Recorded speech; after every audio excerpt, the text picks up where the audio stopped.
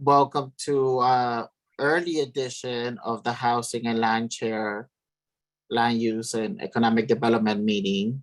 This is way early for us in the month, but we're looking forward to having a great meeting. So I'm going to start with the committee guidelines. So good evening, everyone. My name is Eric Asensio. I'm the chair of the Housing and Land Use and Economic Development Committee, and the agenda reads as follows.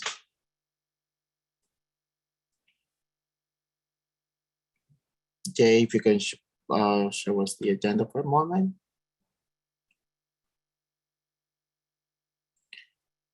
We're going to have a presentation from the Kingsbridge Armory Vision Process. You have Affordable Multifamily Energy Efficiency Program. We'll also be doing a presentation, and there are updates from city agencies.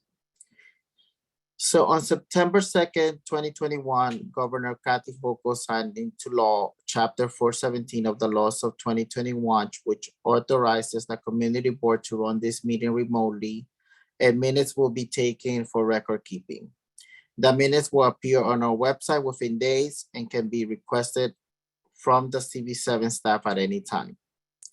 If you're calling into the meeting on a conference call, controls for joining from the landline or cell phone by calling dial-up number. To hear all available commands, enter ** on your phone. *6 to mute or unmute yourself. *9 to virtually raise your hand. The code of conduct for the meetings is as follows. Bronx Community Board 7 has the right to remove or ask a member ask a member of the public to leave a meeting or block participation of anyone who engages in inappropriate conduct, including that but not limited to obscene or offensive images or language, personal attacks, threats, or any other behavior that reasonably impedes the orderly administration of the meeting. Repeated offenses will be reviewed by the board's executive committee and any other assigned committee for a ban. The amount of time to be objectively determined by the above committees of the participant in the event of a repeated disruptive behavior. If in-person outbursts or attacks continue, this will be considered disturbing the peace and the authority shall be summoned. Everyone besides the speaker presenter will stay muted throughout the meeting. After each presentation is over, I will inquire if committee members have questions. Committee members will signify that they have questions by presenting the raise hand button on your screen or Zoom, or request to speak through the chat or when the chair opens the floor. Members of the public who have joined through the online link will be able to ask questions and make a brief statement on the item after each presentation, or ask the committee has had the opportunity to ask clarifying questions by pressing the raise hand button on your screen, or request to speak through the chat or when the chair opens the floor. Only those recognized by the chair of the committee will be allowed to speak during the allotted time. We will stay on topic with the agenda items. Any of the items will be acknowledged by the chair in new business or addressed at the next meeting, granted there is time and committee agrees on the topic. Following the question discussion and public comment portion, the committee will begin the discussion after each presentation and will conclude with the decision to vote on our recommendation. When the agenda is finished, the meeting will be adjourned. If there's any questions related to meeting software or to our process, please use the function of the raise hand function now or contact the district manager.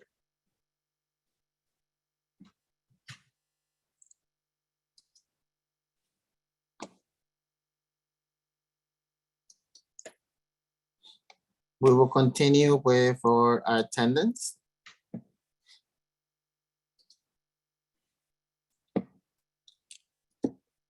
Eric Asensio is here. Mirna Calderon. Myrna Calderon, present. Sandra Erickson,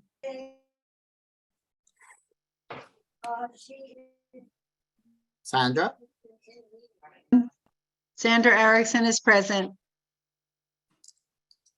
Mabubu Jewel,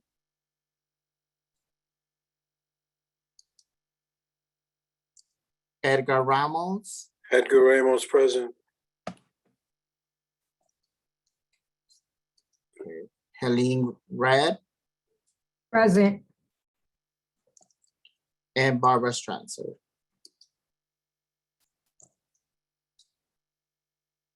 Barbara?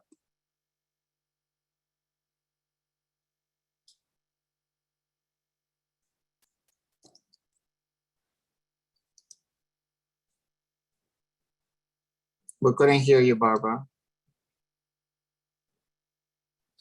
You don't have me as a yes, Edgar. I mean, Eric. It's showing up as a yes, but it keeps deleting. I don't know what's going on with this. Next, did everyone get a chance to review last month's meeting minutes? Yes, I got a chance to review them and I would like to offer a motion to approve the minutes as presented from the last meeting. I didn't get a chance to view them. So last month, we had a presentation from Kamba talking about the buildings on 202 and 203rd Street. They were talking about the buildings about 70% of completion, and that the units will become available on the HPD Connect sometime early this week. I did check and nothing has happened yet with that.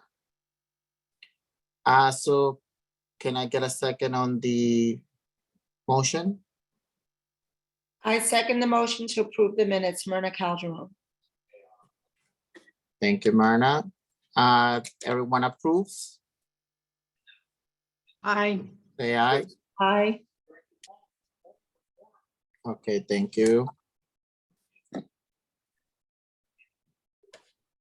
All right, so let's get right into it. We have a presentation for, I guess, what will be one of the first for the Kingsbridge Armory, which we have been talking about in this committee for a while now.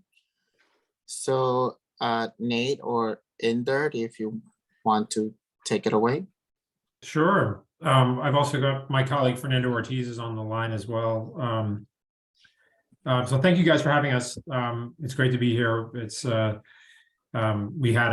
afternoon, we had a really wonderful press conference to announce the beginning of our engagement process and to announce funding that the councilwoman secured for the Armory. So it was a great event, and it was wonderful to see some folks from CB7 at the event. Today's presentation is similar to the one that we gave to the executive committee, but we wanted to make sure that we came to this committee to get your perspective about the Armory and to tell you about what we're doing and we hope to achieve in the engagement process. And then also answer any questions that you have about what we intend to do and where we are in the process. And then also to let you know that we're going to be having a public workshop on Saturday at PS 340 at 2751 Jerome Avenue from 12 to 4. And we'd love to see as many of you there in person as possible. So Inder is going to run through the presentation, but myself and Fernando and Inder are here to answer any questions about this deck or anything about the process that you have either today or in the future. So just know that we're all there. So Inder, take us away. Yeah, thanks, Nate. Can you all hear me? Yes. Yeah. Perfect. All right. So as Nate mentioned, first of all, I want to thank you all for allowing us to present on this Kingsbridge Armory vision process. It's a process we've recently started, and we presented to some of you on this committee before on other community board 7 committees. So today's presentation will focus on sort of the goal for the project, who we're working with, the project schedule, and then what the final deliverable will look like.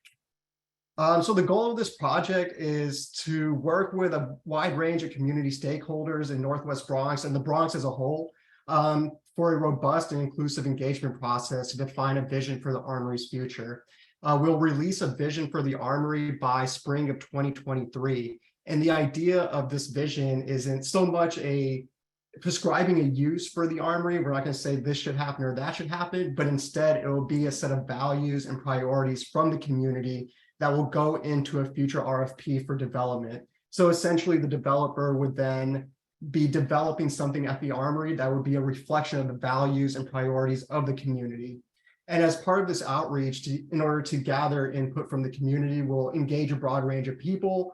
We'll rely on local partnerships and relationships and build a shared understanding of opportunities, challenges, and trade-offs through an understanding of the building's conditions, but also an understanding of the essence of the Northwest Bronx community and the Bronx as a whole.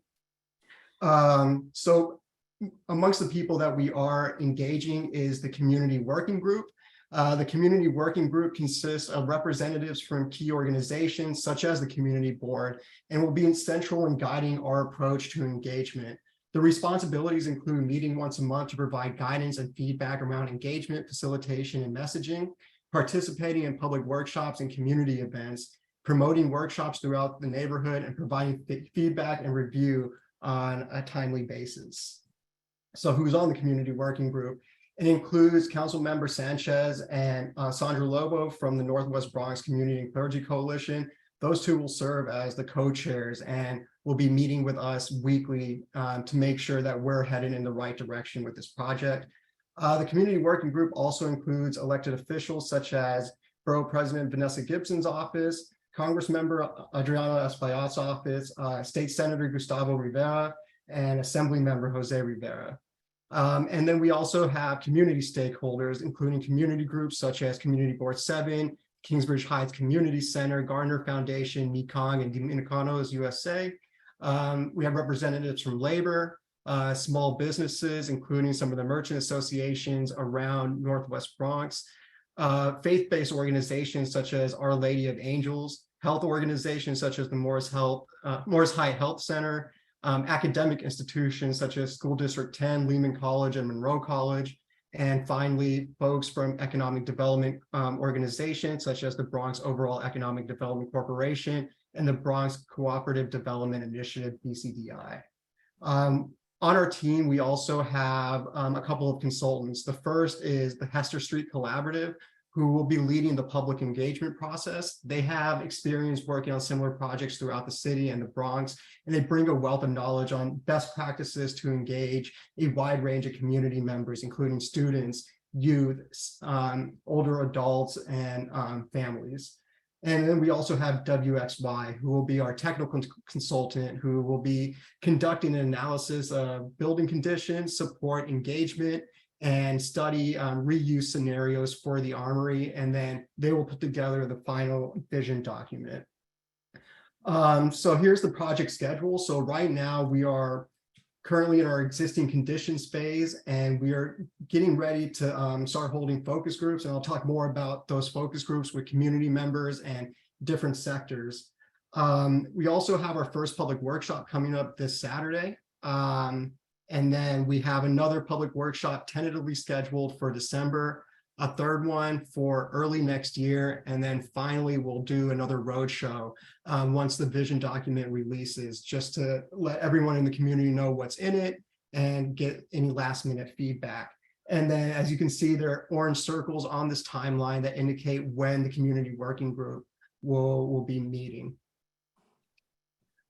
So the community engagement process, as I mentioned before, includes the first public workshop, which will be held at PS 340 Extension from 12 to 4 this Saturday. And then we'll have future public workshops, the second one being scheduled for December 10th. And then we'll have small group discussions and focus groups. So we'll meet with key leaders from specific industries, such as life sciences, folks in the green economy side of things, different groups who might be interested in bringing their business to the Kingsbridge Armory. And then we're happy to come to any community board meeting or committee meeting anytime. And we're also available if you want to reach out individually. And then, of course, we have a project website, which is Together for Kingsbridge, or kingsbridgetogether.com. And this will be an ongoing resource for information including any documents that we release. So the first public workshop this Saturday, it will, the focus of it will acknowledge past redevelopment attempts, but communicate that this is a new process and be able to communicate what that process will look like. And we're intending for it to be a fun, lively community event with different areas for people to participate. So it'll be a 4-hour event, but the idea is that there will be a presentation, but people can also walk around to different stations to learn about different aspects of this process and of the Kingsbridge Armory. So it's for folks to show up who can show up for 15 minutes, folks who show up for an hour. Some folks will be there for multiple hours, but we want to make sure that it's inclusive of folks who have busy schedules but still want to engage. And the goals of this public workshop is to create awareness for redevelopment projects and the process, provide information on the Armory's condition and future opportunities, better understand what community members want out of a major community asset and the future of the Armory, and assess the neighborhood's priorities for economic development. And all of this community engagement will then lead to a vision document. And as I stated before, the vision document isn't going to prescribe a specific use. So we're not going to say this should happen in the Armory. Instead, we're capturing the community's vision, values, and principles for what should happen in the Kingsbridge Armory. And then that will go into a future RFP, request for proposal, for a future developer. And essentially, these values and priorities would represent the terms of condition for development moving forward. And it'll include a summary of our engagement, a summary of the community shared goals, representative graphics to demonstrate the vision and next steps. And that concludes our presentation. So we're open to questions. Great, thank you, Inder. Anyone for the committee have questions? Are the workshops only going to be in person, or are you going to be hosting virtual workshops as well? For now, the workshops are intended to be in person, but we are going to use some of the other events such as community board meetings and other opportunities to engage folks virtually. So we're open to any ideas of how we can engage folks, whether it's virtually or in person, meeting with smaller groups so that we can ensure that we're capturing all the voices that need to be captured. Hi, I have a question. This is Sandra Erickson, longtime board member. What has anything happened so far? I mean, I know we've talked and met a little bit. We know we need money and community engagement, and we know we can't have housing or schools. But is there any like sort of a preliminary list of what's in mind? I mean, I know I hear about it all the time. I hear about it from elected officials and community members. Is there any way to find out what's kind of, have been the brainstorming sessions, what's come up? Sure. Nate, do you want to take this on? Sure.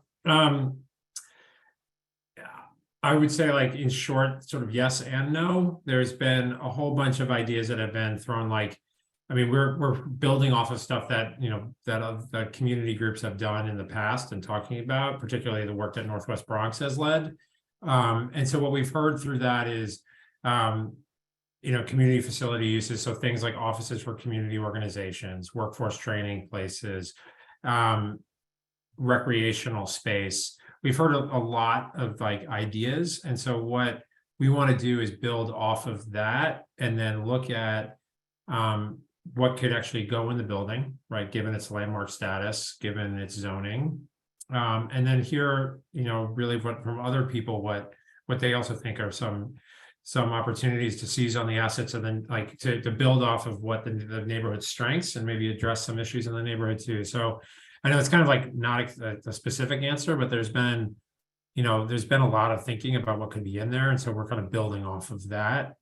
Hi, this is Fernando Ortiz from EDC. One thing that I'll add as well is that, one thing that we've heard across the board is economic opportunities or economic development within the Armory, right? Especially, or I wouldn't say especially, but economic development that doesn't gentrify or displace existing businesses, right? And something that creates, as Nate mentioned, workforce development and building on the assets and the skills within the community. So, we have been looking at, as Nate said, what would it make sense in the Armory in term, based on we know housing in a school is, nearly impossible because of the landmark status. So just kind of talking to other industries as well, whether it's tech, whether it's health, whether it's, other tech, just to understand how they could use the building, what would be needed for the building, and what makes sense or not sense. So as Nate said, kind of yes and no. And really that's kind of what we want to hear throughout this vision process is what are those other, not just uses, but those values that we should be, prioritizing as we move forward. Okay, thank you. And money, we need money. Yeah, Lots of it. yeah, it's going to be an enormous sum of money. And so we're trying to get a sense now, as Inder talked about, the one part of this is to understand its existing condition, to understand what that money would be. Barbara, I believe you raised your hand first. Yes, go ahead, Barbara. My question is, having been through this process, the last time they had plans for the Armory, could you give us an estimate of how long do you think this is going to take before this will be open for the community? 10 years, longer, or what's your estimate? I can start. That's a great question, Barbara. Yeah, no, it's a great question. Currently we're in the process. We hope to put out this vision document in the spring of 2023, and shortly sometime after that, whether in the summer or fall, release a request for proposal, which many of you might be very familiar with that process, right? And then that would take some time, and we would have to then select a private developer and make sure that the private developer has been or I wouldn't say private developer, but select an entity, right? Select hopefully someone who has built partnerships with local community organizations. Select who is going to redevelop, who the winner of the RFP will be, and then enter into negotiations with them. And then eventually, this project will have to go through another ULURP. So a ULURP itself takes anywhere between 6 months to a year. So I honestly wouldn't expect any, groundbreaking or any ribbon cuttings on or any major announcements on this is what's coming until 2025 plus, right? I think it's safe to say that in the next year to 3 years, it's really kind of building up that work, doing the ULURP process, selecting an RFP respondent, negotiating with whatever development group is selected. So hopefully by the end of this decade, we'll see construction and things happening in the Armory. That's at least my goal. Okay, thank you. Yes. Thank you. Myrna? Yeah, I'm just seeing an invite now that I didn't see before. Because I was wondering, since CB7 is, this is smack in our district, that we should have the most input because we're hearing from the community every day. So I was hoping that we would have some kind of separate, strategic planning, just give our ideas, although some of our ideas have already been shot down. I just would like a little bit more input, because Saturdays are very difficult for people. Saturdays, their family time. So I personally I try to, keep my Saturdays for volunteer things in the morning and family time. So when you have something on a Saturday, it's very difficult for me to go. So yeah, no, we totally understand that. And, something else that we'll be doing throughout the coming weeks and the next couple of weeks, starting very soon, is we'll be having focus group conversations. So I think the first one we're having is a conversation around economic development. So we've invited, some of the merchant associations, we invited the Bronx overall economic development, just kind of having focus group conversations, around, what does redevelopment mean for economic development from your perspective? What are the needs within your sector, right? So happy to form one with, just CB7 and because CB7 is, we're talking now to the Housing and Land Use Committee, but I know there's other committees that would love to hear about this and the board in general. So happy to to schedule a focus group just with the community board and any others that you want to include in that focus group conversation to, one, hear from you all, and two, be able to answer any other questions that the board may have. So we can definitely coordinate a focus group just for CB7. Thank you. Yeah, we're happy to meet you all where you're at. So just let us know how to best engage all of you. Yeah, it will be great, if we can have maybe one of you guys join us at every meeting, every housing meeting, just to give us a small update. That would be amazing. Yeah, happy to do that. I think Sure.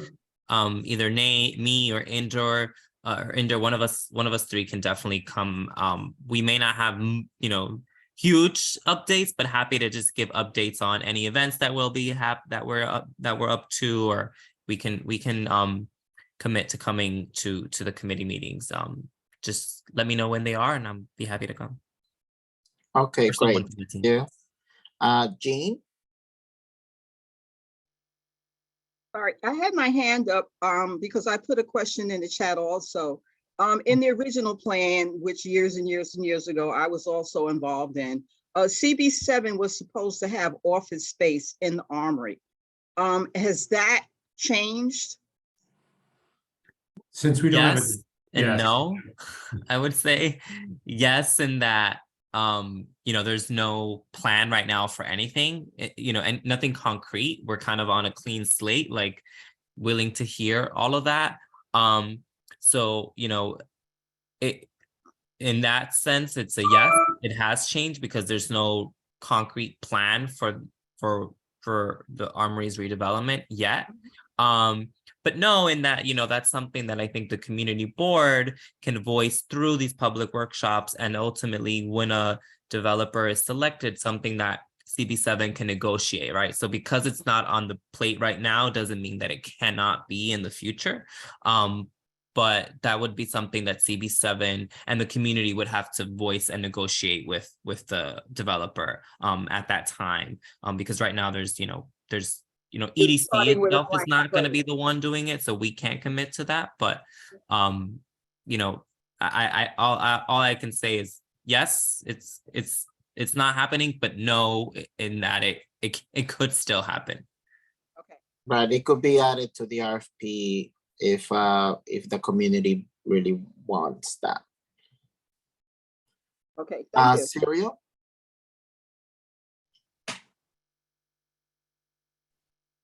Good evening, everyone. Good evening. I'm from the community of Norwood. We would be interested, a lot of people also, some kind of a youth center, like a PAL or Boys and Girls Club of America, something that really can be utilized by the youths in the neighborhood, because we don't have a PAL in the area at all. And we have small community centers, like Montefiore has one. There's also the Kingsbridge one in that area in the 50th. But we really need a large center for our youth, something that really should be done. A PAL would be beautiful, or some kind of outfit that could come in. The building's big enough for a lot of things. A lot of things could be done. And I really think we should utilize it for something for the youths to be doing. A youth center that has deep pockets, so to speak, would be fantastic for us. And that's a lot of people have voiced that concern to me. No, thank you for voicing that. As I said earlier, we encourage you to attend our public workshops, to voice that there, to voice it at, in any opportunities that you have, whether it's to the focus groups or future surveys, so that we can, make sure that we are collecting that information and that suggestion. So, encourage you to do share that in our public events. Thank you. Brian? Hello, everybody. My name is Brian Hunts. I'm with Local 638 Steam Fitters Union. Thank you for the presentation. It was great. And I just wanted to say this. I think the building, I think we all think the building is incredible. It's such a beautiful building. It's such a beautiful structure with a lot of history to it. I'm just looking forward to seeing it, move forward. Anything that we can do at all to, help the project go forward. I definitely would love to be involved in watching it take place. And, thank you for the presentation again. And, we'll see what happens. I'll probably try to make it out to the Saturday workshop as well. That sounds interesting. And take it from there, I guess. But thank you, guys. Thank you, Brian. And yeah, we definitely want to make sure that we're hearing from local unions. So, any way in which to hear what your needs and concerns are and suggestions around values and priorities for redevelopment, but also, just to kind of have context and names and understand, what are the assets within the community. And by assets, I mean, what skills and trades and organizations and folks can we tap into to make sure that, a developer, if there's job opportunities in construction and so forth, that those jobs are prioritized for the community. So happy to connect and stay connected. Absolutely. Edgar, I don't hear you standing up and applauding. At every developer that comes before our committee, Edgar represents the union and he's always asking about it. Brian Hunt is with the Steam Fitters Union, just in case anyone wasn't aware of that. Well, I took his place in the chat room. Oh, okay. Thank you. Helene? Hi, good evening. I have two questions. Are y'all really taking the public thoughts and concerns into consideration? You have all these meetings and you say, well, we want y'all to come out to the meetings and we hear y'all. Are y'all really taking the public thoughts and concerns into consideration? That's one question. The next question is, are you guys, when y'all start the hiring, are y'all gonna hire in the community? I know I hear some things, oh, we're gonna keep it in the community, and then you turn around, you start hiring outside of the Bronx. And that's a concern, because when developers come in and once the project go forward, we always see other people that don't live in the Bronx inside of the building, or y'all hired outside. We would like, I'm still with the Northwest Bronx Coalition, and we would like to see the hiring stay in the community. You guys, all developers always say, well, we're going to keep it in the community, and you turn around, they start hiring outside the community. So I'll start and then I'll let Nate and Inder jump in as well. So your first question about, are we really going to take into consideration? Yes, we really want to hear from the community, again, not just uses, what could be physically in the armory, but what are the values and priorities to guide the redevelopment, so that when we draft our RFP, that is centered in the RFP, right? That's front and center, that the goals that we outline in the RFP, which is kind of our first step to a contract with a developer, that reflects things that we've heard in the community, right? So kind of to answer your second question about local hiring, right? Once a developer is brought in, the developer team is the one who goes into the armory and does the construction and redevelopment work. And so what we can do as the New York City Economic Development Corporation is put into the RFP that we and kind of when we're screening developers, look for someone who's going to commit, and as we create these contracts, look for someone that's going to commit to doing local hiring so that we can hold them accountable to that, right? And so those are the kind of things that we want to hear throughout these next couple of months, throughout these public workshops and this public engagement opportunity is, what are those values and priorities, right? Is it local hiring that we want a developer that's going to ensure that local hiring happens? Is it, making sure that there's opportunity for some community facility spaces, right? So kind of understanding from the public, what are those values and priorities that we should make sure gets included in an RFP, so that when a developer comes in, we've selected someone who's kind of committed or said, yes, I commit to doing X, Y, and Z. So, there's certain things at EDC that we can say that we can do, right? Like we can commit to saying that we're going to put these things that we're hearing from the public into an RFP, and that we're going to try our best to find a developer who's going to stay true to that and commit to that and hold them accountable.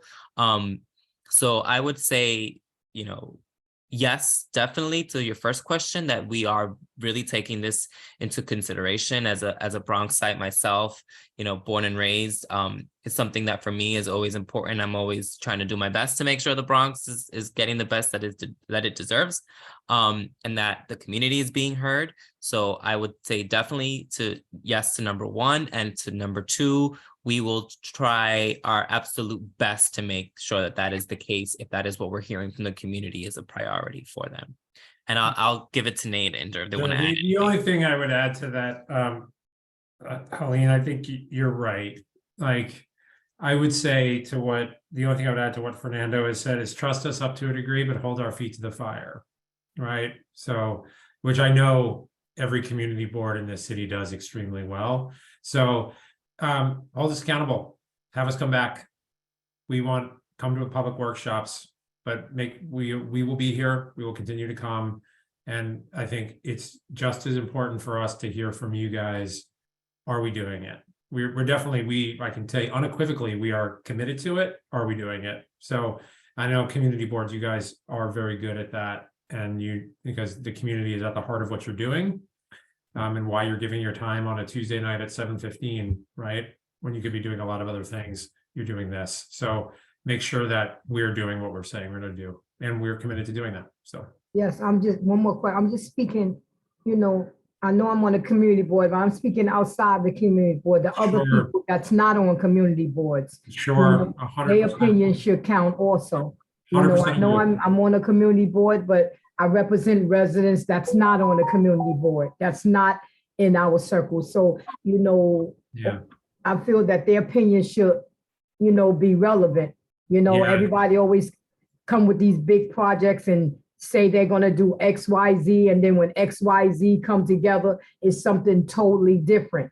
We done sat here and discussed it and they were, but this and that. And we don't want that to happen when it comes to the Armory. Yep. I'm not only on community boards, I'm on other organizations, and we're talking about the Armory, and we just wanted to come together, but we wanted to, come together for the Bronx, because it's like, who's Bronx? I was Bronx, right?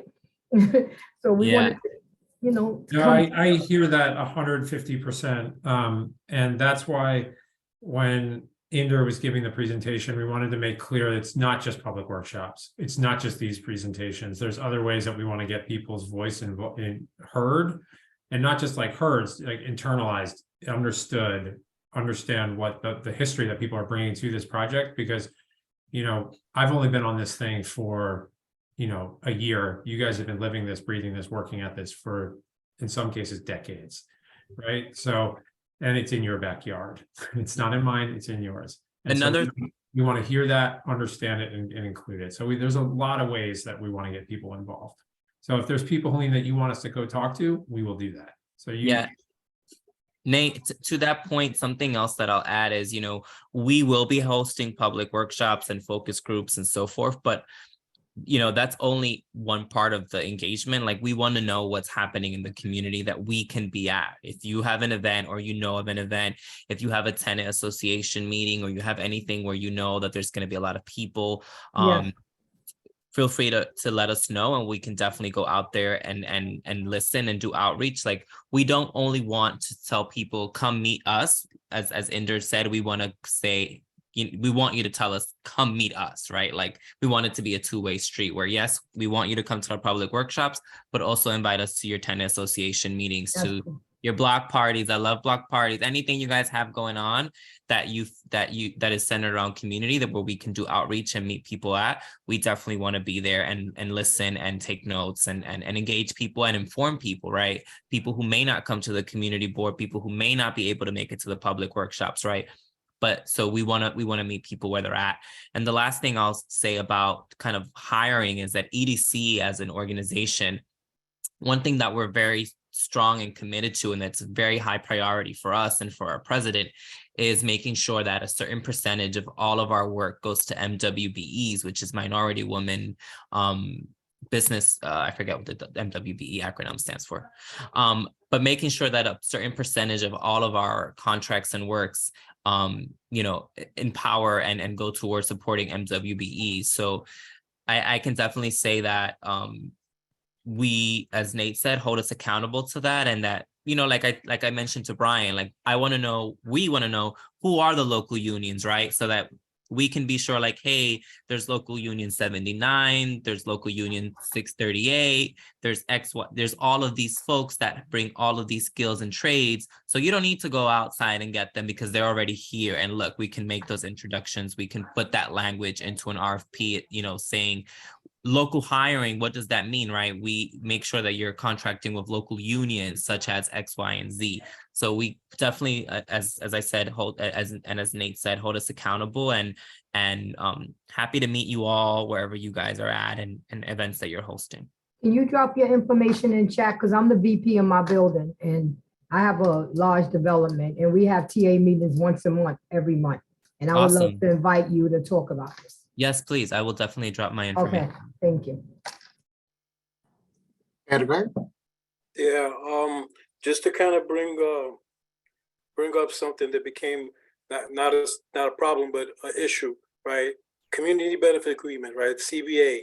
It's something that's great to say. It's something great to just to push forward, right? But unfortunately, the problem that we saw in the CBA was enforcement, right? There's no logical enforcement of it, right? They can say from the beginning, yeah, we're going to do all local hiring. They'll turn around and not do local hiring. What are the ramifications for that? There aren't any. We've had many building developments come and they say we're going to do local hiring. Only guy they hire is a security guard that watches the site. Nobody in that building, working on that building, putting a screw in that building is local, right? We've had that problem all throughout the Bronx. The projects on Sheridan, the projects on different parts of the Bronx. They come and they say local hiring, and then the first set of plates you see are either from Massachusetts, Pennsylvania, or another state, because they're not local hires. And unfortunately, the way the CBA was written, there's no enforcement, there's no fallback. I just ask that as those decisions are being made and as that's being put together, it be put together logically where it can be enforced. That's basically it. Yeah, Edgar, I hear you loud and clear. And, I think we've all seen that play out, across the city. What I will say with the CBA, with the community benefits agreement, right? That is an agreement or was an agreement that was established between a group of, a coalition of community organizations and the developer, right? So the city, for example, had no part in that, right? So that was kind of an agreement, as the name says, between the community and the developer. So I think what we're trying to do better this time around in terms of just accountability is making sure that we select a developer who prioritizes the things that we're laying out within the RFP, right? So that when we're screening developers or choosing who's going to be the redevelopment group, because I don't want to just say a developer, right? Because I'm pretty sure we're going to see all kinds of responses. And, for example, we can put into an RFP language that's something that says like prioritizing a developer who has built or is bringing strong community partner organizations into the development, right? So that there's, that there's local partnerships happening, that the developer goes out to the community and partners with, other organizations to respond to this. So there's a lot that we can do and a lot that we, can push to be done from a developer perspective, right? Something like a community benefits agreement, again, is something that the community negotiates with the developer. But what we want to ensure is that the RFP has the values and priorities of the community, so that when we're selecting the developer, we're hopefully selecting a developer that we feel strongly aligns with the things that we're hearing and that we know can commit. We'll commit and we'll prioritize, and we'll have no issue carrying out those things that then the community can go on and create an agreement with. So it is a little tricky, I know, but again, we just want to make sure that whoever the developer is someone who has agreed to, within the RFP, prioritizing and valuing the things that we're saying that we heard the community is prioritizing and valuing. So for example, local hiring, right? We can put that into the RFP, and that developer is telling us, yes, I am committing to EDC to do local hiring. And then they can go on and create a community benefits agreement if they so want to with the community and reiterate that, right? But that, that there's some accountability from both ends, that they're accountable to us and that they're accountable to the community. I don't know if you want to add anything to that, Nate or Inder. Yeah, I mean, I'll just point out that the CBA for the last proposal for the ice rink was legally binding. So while the city was not a party of that, it was a legally binding contract where if the developer didn't adhere to the community benefits, the community groups could take the developer to court. What ended up happening there is the developer couldn't secure financing for the project, so the project fell through. But I would say I guess the most pivotal asset that this community offers, it's a strong community organizing, the experience, the wealth of experience there. So I think that's a really exciting part, but also what we're trying to do with this process is be proactive with what the community wants. So instead of putting out an RFP and a developer responds, and then the community has to go negotiate with the developer, we're putting all of the priorities and values on the RFP first, so that the developer, whoever is applying for redeveloping the armory, will know exactly what they need to do and what those terms of development need to be before we put pen to paper and agree to something. Great, thank you guys for hearing us out.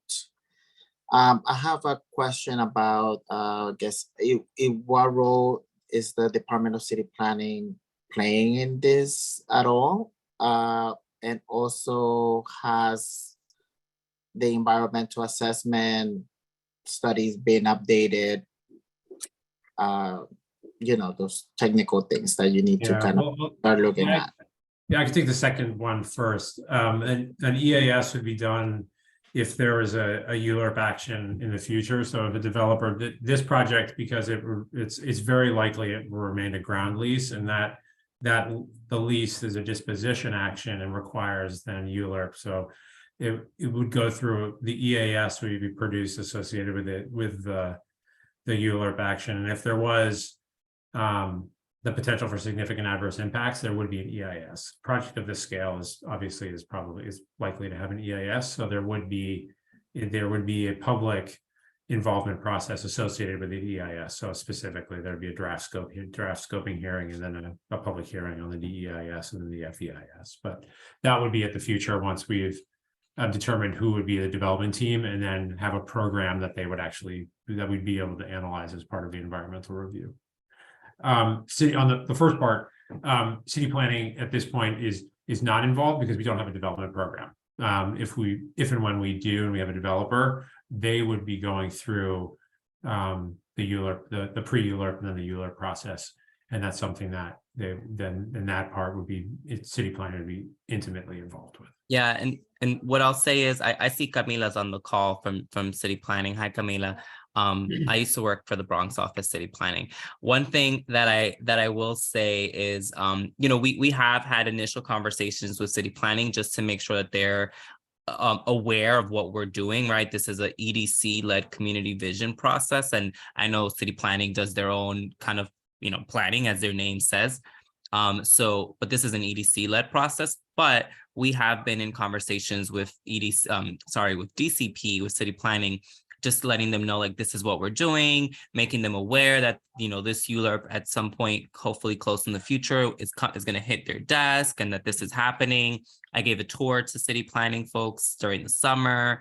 We kind of talked to them about zoning stuff. And so we have been keeping them on the loop so that they're not caught by surprise, like Kingsbridge Armory, what is this?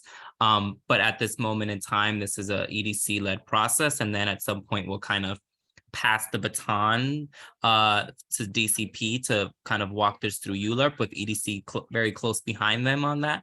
But yeah, we've just been keeping them informed and looped in. Great, thank you. I think that's something else that we have discussed, and was the we're not sure if the area has, like, like a bid of like a commercial tenants association. That would be a great asset for EDC to help create in the future after all this is done.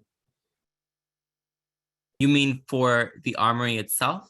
For the Armory in the stretch of commercial tenants along that corridor. So we've been working. Part of our community working group member, we have the Kingsbridge Road Merchants Association, and we have the Burnside BJT, Burnside Jerome Tremont Merchant Association, both which are currently just merchant associations, right? And in the process for them to become a bid, that is through SBS, through Small Business Services. But we want to, we don't have to wait for them to be bids to include them and be having conversations with them. But that would be something that those merchant associations would have to follow up and have conversations with SBS, which I know that they are having. But I think something for us just in general in this process is, Jerome Avenue and West Kingsbridge Road are very busy commercial corridors, right? So we want to make sure that those merchants and those vendors and those folks doing business on those corridors are being heard, and that their input is being taken into consideration. Because I know that one of the things that I heard very loud and clear from day one was that in 2013, when the development was announced, one of the things that we saw was, landlords and all kinds of things happening around rents and displacement. And so, we will be having conversations with SBS to just also, we want to make sure that, with SBS, so that they can inform the merchants in those areas about what their rights are and what resources are available to them. But it is, making sure that the merchants' voices are heard in this process is definitely something that is a priority for us. Great, thank you, Fernando. Thank you, Nate and Inder, for the presentation. We look forward to having you for the next meeting in December, so we can give us a brief update, whatever the workshops, how the workshops went, and maybe if more people can voice their comments and opinions, that would be, we could use this forum to help to provide that as well. Awesome. And Eric, just a quick question. Just to be clear, are you the chair for this committee? Yes. Awesome. Yeah. So please do share the dates, and we'll be sure to have someone from our team on these meetings moving forward. And as I mentioned earlier, if there's any events that anyone in the committee or anyone in the board is having, I know Helen, you mentioned, the tenant association. So if there's any other such meetings that you think we should be involved, or that you want us to present on, happy to attend. Brian, I know you have the union. If you want us to include you in some of our focus group conversations with the labor around the labor, happy to do so. So just don't wait for us to invite you places. Please do invite me places. No, that would be great. Absolutely. And thank you all. Thank you, everybody. I'm sure we'll be talking some more. I'm sorry, I don't want to wedge in, but just real quick, have you been in contact with the building trades at all? Yes, we have been. So on our working group, we currently have Local 79 and the Central Labor Council.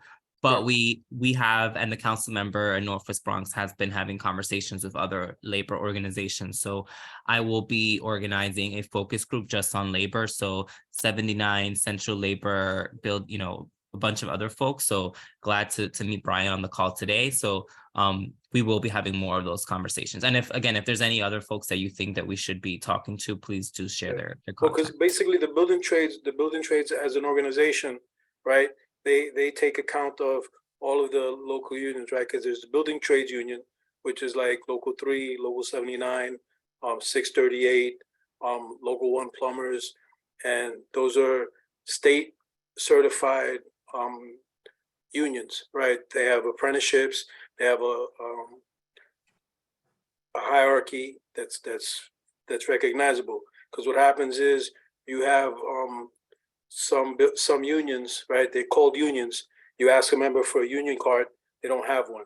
When are your union meetings? Oh, we don't have those. What are your apprenticeship like? Oh, we don't have one of those. So that's not really a union. They say union, that's real easy to say, but in reality, they don't comply to any of the state mandates of what a union should be. That's why I just want to make sure that the building trades are being addressed, because the building trades are the ones that work with the unions that are recognized unions with the state. Yeah, for sure. Edgar, I'll follow up with you on an email just so that you can give me a list of organizations or trades or individuals that we should reach out to and Sure. have further conversations with. That would be great. Okay. Thank you. All right. Great, thank you, everybody. We're gonna move on with the agenda. We have a presentation from UHOP. Any member who's gonna be presenting? Are they here, Jay?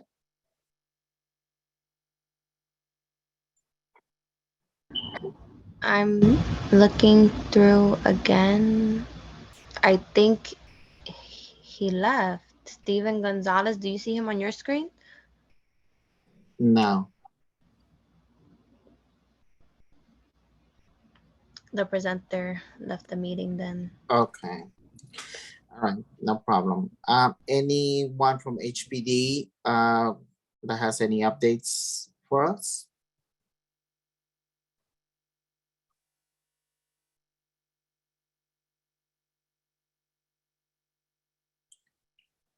Anyone from city planning? Camila, I see you here. Any updates to Hi, can share? everyone hear me? Yes. Hi.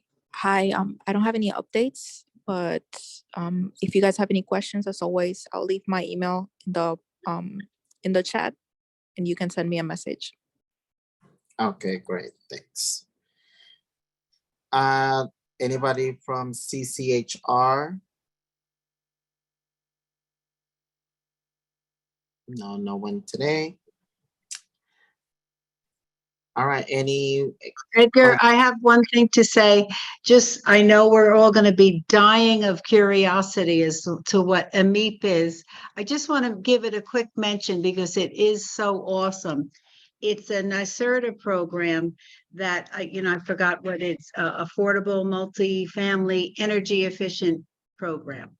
And it is an incentive, financial incentive for building owners to upgrade their buildings and their solar panels, boiler upgrades, window upgrades, things like that.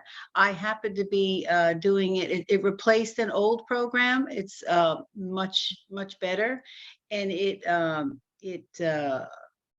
doing it with 2 rehabs that I'm doing, and it's just fabulous. So maybe for next month we can have a UHAB on, and they can tell us a little bit about it and how it saves both the tenant and the owner manager money on energy costs and the environment, of course.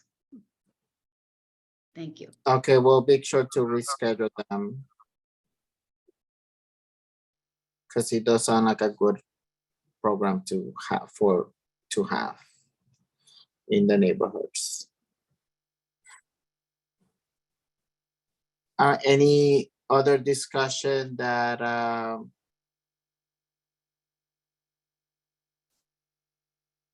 anyone from the public would like to hear for the next meeting? Or committee members?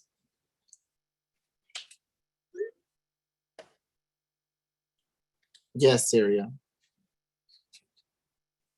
I would like to bring up the building of exterior temporary, which are permanently structures built in front of stores where they sell things out from them, based on the fact that the restaurants were able to build outdoor dining areas, enclosed dining areas. A lot of stores now are building these enclosures on the side, next to the building, but outside of the 5 feet. And it's a permanent structure built that they sell out of, like for fruit stands and stuff, and it's permanently there, left outside 24/7. And these are on commercial stores, you're saying? On commercial strips. Okay. Stores are building these temporarily but permanently structures where they sell out of things. They rent to somebody else to sell things from. And I would like who's ever in charge of doing the enforcement to come and do a presentation. Dario, could you give us, in your travels over the next month, give us a couple of addresses so we could drive by and see exactly what you mean? Sure. I'm sorry, because I wasn't really prepared tonight to bring it up, but yeah, I could do that. Yeah, I can send it over to Jade. I'll take pictures of everything, and then I'll That'd be great. follow up with that in the near future. I appreciate that. Thank you. Okay, great. Thank you. That will be something. And I know we have pending the to talk to the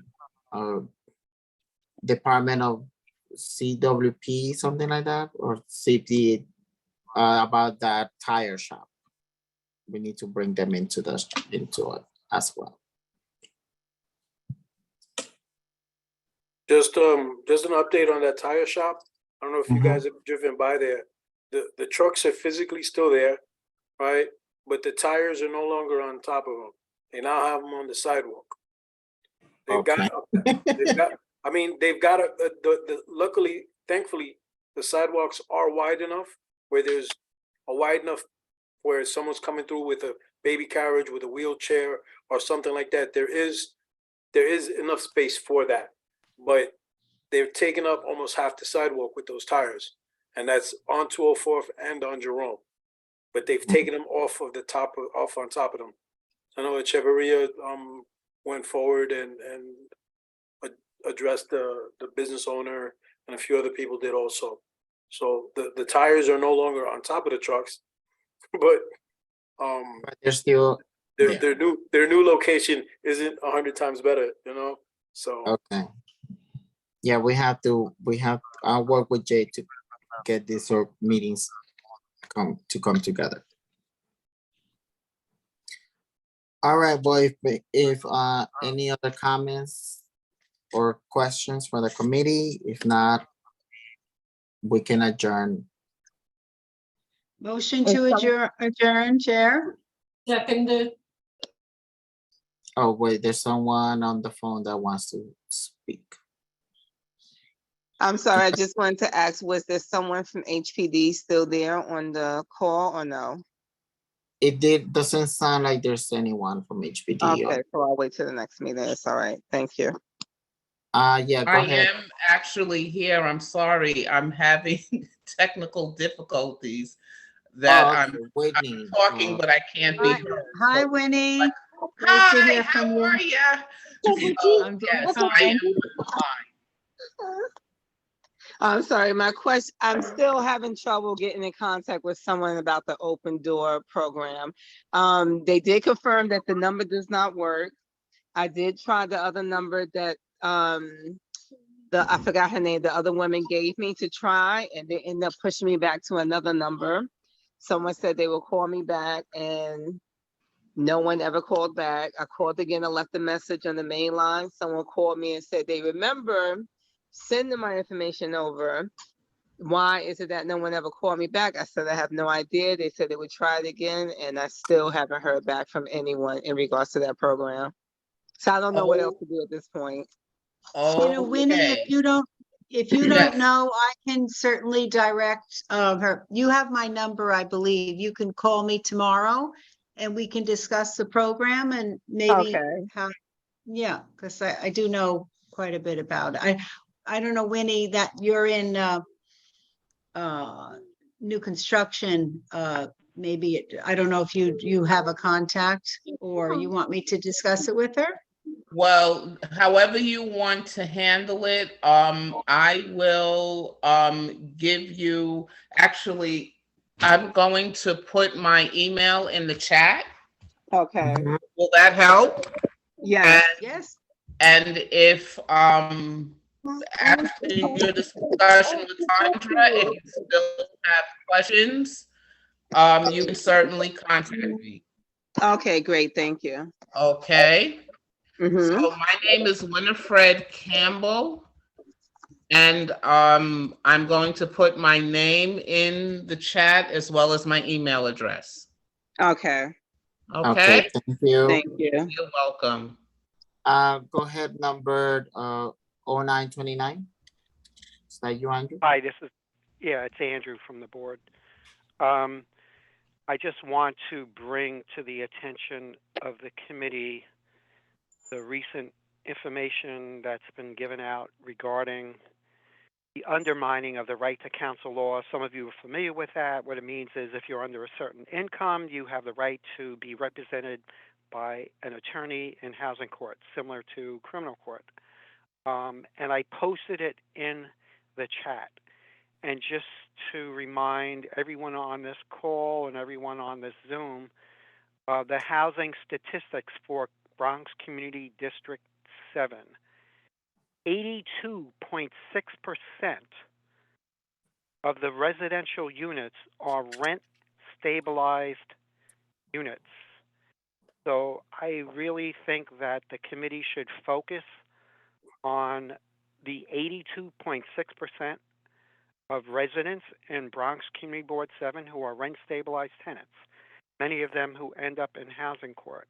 And I think that the board should, the committee should address this issue, maybe invite somebody from the Right to Counsel Coalition or Housing Court to find out why our tenants, less than 10%, facing eviction last month, had an attorney.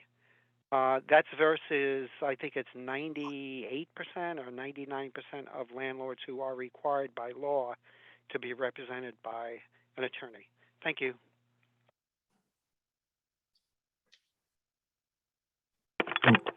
Thank you, Andrew.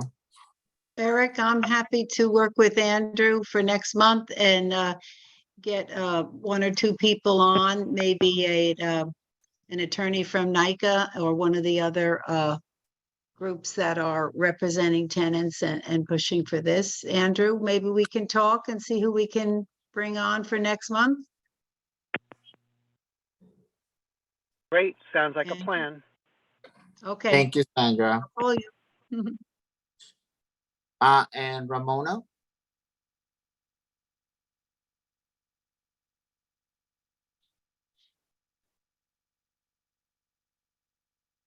Ramona, you have your hand up.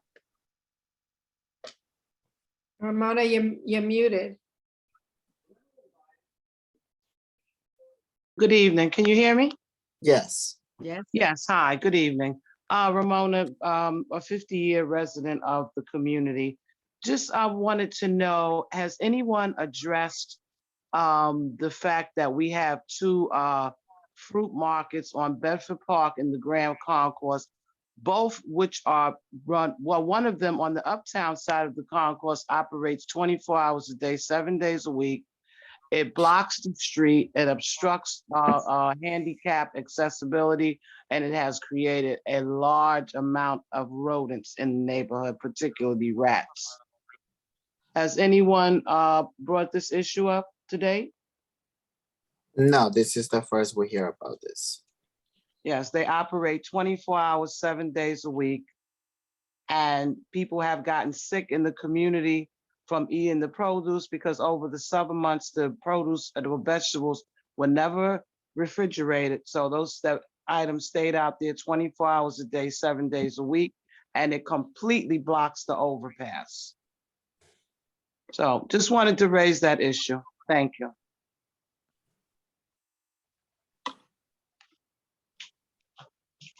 Okay, we will look into it. Thank you. Anybody else or?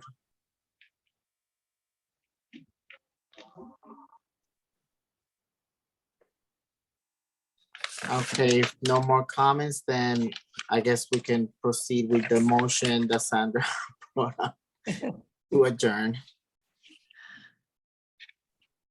And Barbara seconded Yes. it.